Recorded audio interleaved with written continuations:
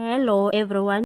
The former president Jacob Zuma, who's now the leader of Umkhonto weSizwe Party, said he's not rushing to appoint the national executive members in the MK party because there's too much corruption. He was addressing his supporters at Umsinga in the KZN Midlands. He said he won't allow NEC members to be deployed as ministers and also be members of parliament. He also told the crowd that if Umkhonto weSizwe wins the elections, he will prioritize the role of kings because other countries like England are ruled by kings and queens, and there's no president in those countries. They only have a prime minister. The kings must rule South Africa because they also fought for this country. Politicians don't want unity, they just want to divide and rule.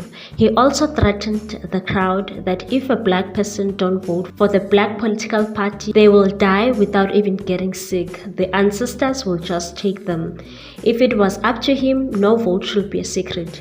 Especially for black people, a vote shouldn't be a secret. They are making votes a secret because they want to rob people. He also said that the Umkhonto weSizwe Party will have their own businesses so that they can pay their NEC members. He also spoke about the issue of illegal foreigners and said crime rate was very low before foreigners came into this country. Now there's high rate of crime ever since the illegal foreigners